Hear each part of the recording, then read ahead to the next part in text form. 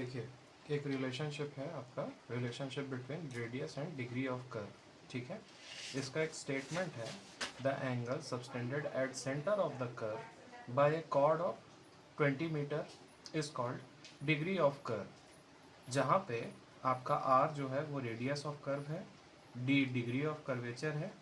आपका line P Q जो है वो हमने 20 मीटर लिया है, ये लाइन पी क्यू है, ये 20 मीटर लिया है हमने, जिसको हमने कहा है लेंथ ऑफ कॉर्ड। ये हमारा कॉर्ड लेंथ होता है। इसके बाद हमने कहा है कि ट्रायंगल पी ओ सी से, यानी कि पी ओ सी से, ठीक है। देखिए, अगर ये टोटल एंगल मेरा डी है तो क्या सिर्फ इतना, ये स्मॉल एंगल मेरा कितना हो जाएगा, स्मॉल एंगल मेरा हो जाएगा d/2, ठीक है। Sine theta equals to perpendicular upon hypotenuse होता है। देखिए परपेंडिकुलर कितना है, यहाँ से यहाँ तक हमको पता नहीं है, लेकिन यहाँ से यहाँ तक हमको पता है, यानी कि 20 का हाफ हो जाएगा ये, यानी कि 10। और हाइपोटेनियस आपका कितना है, r है, यानी कि sine d/2 which is equals to 10/r, ठीक है। साइन थीटा d/2 यानी कि थीटा, ये थीटा किसके बराबर है आपके, 10/r के बराबर है, परपेंडिकुलर अपॉन हाइपोटेनियस, ठीक है। इसके बाद क्या करना है हमको, चूंकि r का वैल्यू निकालना है यहाँ से, ठीक है।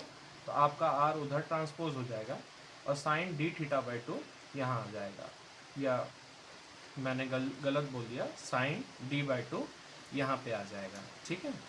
इसके बाद हमने एक छोटा सा स्टेटमेंट कहा, हमने कहा कि जो d है ना एंगल, वो हम लोग का स्मॉल एंगल है काफ़ी, यानी कि साइन d/2 जो है उसको मैं क्या d/2 भी लिख सकता हूँ, ठीक है। मैं साइन d/2 को d/2 लिख सकता हूँ, क्योंकि ये बहुत ही छोटा एंगल होता है।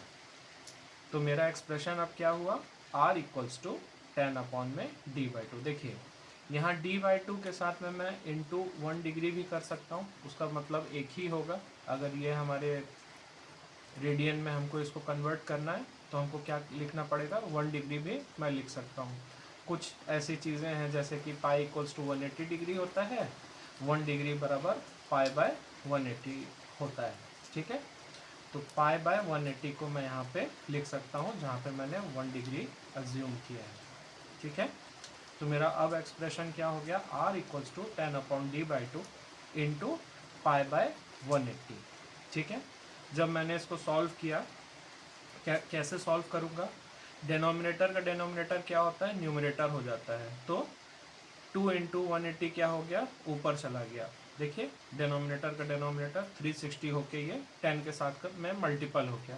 सेम चीज़ यहाँ पे भी लागू होगा, पाई का वैल्यू 22/7 होता है, तो वो ऊपर चला जाएगा, कौन, 7, ठीक है। ऐसे करके हमने यहाँ से r का वैल्यू निकाल लिया, कितना आया, 1145.92/d, ठीक है। जब आप इसको कैलकुलेटर में सॉल्व करेंगे इस एक्सप्रेशन को, तो आपके पास में ऐसा कुछ आएगा। इसके बाद में 1145 जो भी हमारा आया था, हमने इसको राउंड ऑफ कर लिया, क्या लिखा हमने, r इक्वल्स टू 1146/d, जहाँ पे d मेरा डिग्रीज में है, ठीक है। अब हमको दो चीज़ के बीच में रिलेशनशिप को शो करना है, तो दूसरा हुआ हमारा by arc definition. Arc definition हम लोग का क्या बोलता है, the angle subtended at the centre of the curve by an arc of 20 मीटर length is called degree of curve, ठीक है। सेम हमने यहाँ पे एक डायग्राम बनाया, हमने बनाया कि जो आर्क है वो 20 मीटर का है, और जो एंगल है वो d है, और जो इसके टेंजेंट्स हैं बेसिकली हमने उसको r रेडियस बोला है, ठीक है। सॉरी, ये टेंजेंट्स नहीं होंगे, ये रेडियस हो। अब सर्कमफेरेंस ऑफ सर्कल क्या होता है, 2πr होता है सर, ठीक है। और 360 डिग्री कंप्लीट एंगल का एक सर्कल होता है। मेरे को चाहिए कितने में, सर मेरे को 20 में चाहिए कितना, d, ठीक है। फिर से मैं क्या करूँगा, वैल्यूज़ को ट्रांसपोज कर दूंगा, क्योंकि मेरे को r का वैल्यू चाहिए। उस हिसाब से 2πr जो है वो d के पास आ जाएगा, 2π d के पास आ जाएगा, और 360 20 के साथ में मल्टीप्लाई में चला जाएगा, ठीक है। फिर जब आप इसको सॉल्व कीजिएगा, पाई का वैल्यू 22/7 ही रखना है, वो ऊपर चला जाएगा 7, आर का कुछ वैल्यू आएगा आपके पास में, ठीक है। क्या वैल्यू आया, 1145.92 अपॉन डी, ठीक है। इसको क्या मैं 1146 अपॉन डी लिख सकता हूँ, तो जो मेरा रिलेशनशिप था दोनों के बीच में, है ना, वो कहीं ना कहीं एक जैसा आ रहा है, ठीक है। अब इसके बाद हम लोग कल का बचा हुआ न्यूमेरिकल देखेंगे। तो हमने कल बेसिकली ये दो न्यूमेरिकल बनाए थे, आज हम ये न्यूमेरिकल देखते हैं, ठीक है। इस न्यूमेरिकल में बोला है कि एक सिंपल सर्कुलर कर्व है is to have a radius of 850 meter. The tangent intersect at chain edge of 1060 meter and angle of intersection is 120. Find tangent distance, length of curve, degree of curve. जैसा कि मैंने आपको कल बताया था कि सबसे पहले हम लोग गिवन डाटा लिखते हैं। सबसे पहले हम लिखेंगे कि रेडियस क्या दिया हुआ है, क्वेश्चन में देखिए 850 मीटर दिया हुआ है। पॉइंट ऑफ इंटरसेक्शन कितना दिया हुआ है, 1060 मीटर, ठीक है। इसको हम लोग क्या बोलते हैं, point of intersection. Angle of intersection भी दिया हुआ है क्वेश्चन में। एंगल ऑफ इंटरसेक्शन क्या होता है, 120 डिग्री।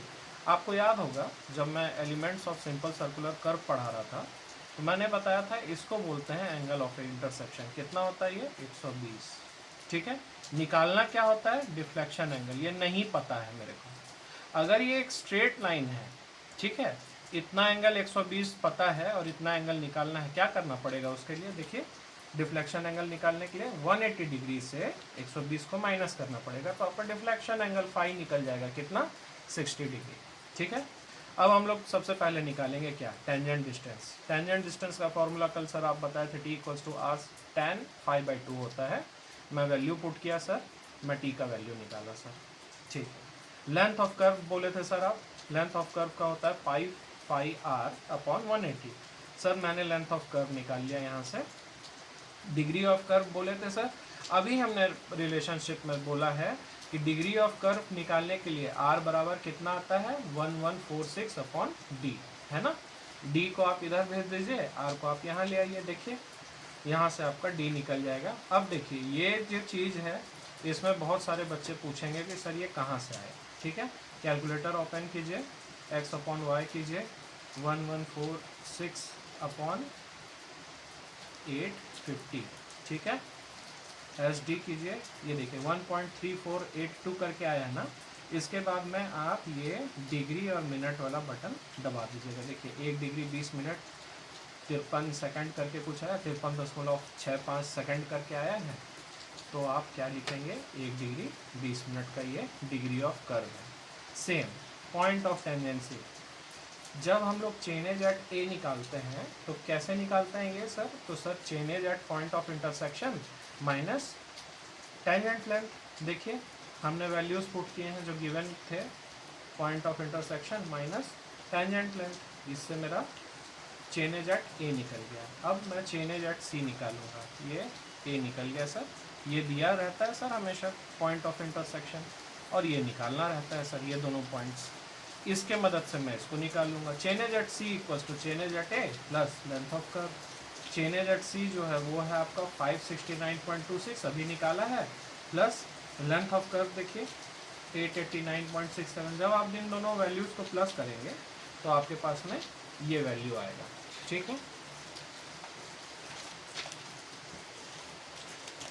इसी में हम आगे बढ़ते हुए हमारा कर्व का फिलहाल लास्ट जो न्यूमेरिकल है उसको सॉल्व करेंगे। 2 न्यूमेरिकल और हैं पर उसको आप सॉल्व कीजिएगा एज ए होमवर्क, ठीक है। A simple circular curve has a radius of 300 metre and a long chord of length 120 metre. Calculate offset to the curve from the long chord of 10 metre interval. देखिए इस type के question में क्या है ना, हम डायरेक्ट अप्रोच करेंगे। अगर हमारा ऐसा कोई क्वेश्चन आता है तो हम क्या करेंगे, डायरेक्ट अप्रोच करेंगे। कैसे डायरेक्ट अप्रोच करेंगे, सबसे पहले हम रेडियस लिख लेंगे गिवन डाटा में। लॉन्ग कॉर्ड दिया हुआ है जो हम लोग निकालते थे, और यहाँ पे हम लोग अज्यूम कर रहे हैं किसको, डिफ्लेक्शन एंगल को 30 डिग्री, ठीक है। हम जानते हैं कि मिड ऑर्डिनेट बराबर r in brackets 1 minus cos π/2 होता है। हमने वैल्यूज पुट कर दिए, r 300 दिया था सर, डिफ्लेक्शन एंगल हमने 30 माना 2, यहाँ से मेरा मिड ऑर्डिनेट निकल गया। क्या इस मिड ऑर्डिनेट को O0 बोलते हैं? सर कल आप बताए थे ये लेंथ का लॉन्ग कॉर्ड होता है, और सर जो एपेक्स डिस्टेंस होता है ना सर, उसी को हम लोग मिड ऑर्डिनेट भी बोलते हैं, यानी कि कर्व और लॉन्ग कॉर्ड के बीच का डिफरेंस को हम लोग क्या बोलते हैं? मिड ऑर्डिनेट, जो O0 कितना निकला सर? ये 10.22। ठीक है, अब यहाँ से मेरे को ऑफसेट बनाना है जिससे मेरा ये कर्व बन सके। अभी तो मैंने डायरेक्ट ज्वाइन कर दिया है। इसका तरीका होता है O1, O2, O3 and so on, जहाँ तक मेरा ज़ीरो नहीं आ जाए। उसके बाद फिर मैं क्या करता हूँ, इसको समरी में ऐसा टच कर देता हूँ। ठीक है, तो ये मेरा एक तरफ का कर्व बन गया। सेकंड, जो दूसरे तरफ का कर्व होता है उसके लिए भी सेम प्रोसेस होता है, पर हमारे सिलेबस में है कि हमको ये आना चाहिए। ठीक है, अब हम लोग क्या बोल रहे हैं इसको? Calculating offset from long chord. हम जानते हैं कि हमने 10 मीटर का इंटरवल लिया है। देखो क्वेश्चन में दिया हुआ है लॉन्ग कॉर्ड है 10 मीटर इंटरवल, 10 मीटर का लिया है। OX equals to under root R square minus X square, under root के बाहर माइनस आर माइनस O0। ठीक है, यहाँ से आपका O1 निकलेगा 10.05, O2 निकलेगा 9.55, आपका O3 निकलेगा 8.71, O4 निकलेगा 7.54। एक बार फिर से रिवाइज करा देता हूँ। O1 10, O2 20, O3 30, O4 40। Multiples of क्या होगा? 10 होगा ये, जो आप इंटरवल लेते हैं। O5 देखिए 50 है, सिर्फ x का वैल्यू चेंज हो रहा है, बाकी सब चीज़ ऐसा ही कांस्टेंट है। O8 में मैंने क्या देखा? -0.64 आ गया। बस मैं यहाँ पे अपना कैलकुलेशन को क्या करूँगा? रोक दूंगा। ठीक है, O1 से लेके मैंने O8 तक लाइन खींच दिया। मैं बता दिया कि O1 से O8 तक मेरा है। लेंथ ऑफ लॉन्ग कॉर्ड कितना था? 120 मीटर, यानी 60 इधर और 60 इधर। ठीक है, अब मैं क्या करूँगा सर? मैं कर्व को ड्रॉ करूँगा सर, और मैं बता दूंगा पॉइंट ऑफ इंटरसेक्शन जो था इस क्वेश्चन में पॉइंट ऑफ इंटरसेक्शन नहीं दिया था, इसमें डिफ्लेक्शन एंगल मैंने एज्यूम किया था सर, ये फाई दिया हुआ है। आई होप कि ये कर्व का सारा न्यूमेरिकल आपको क्लियर है। ठीक है, और टैक्योमीटर का भी सारा न्यूमेरिकल जो है वो 2 या 3 बजे से पहले मैं अपलोड कर दूंगा। Thank you.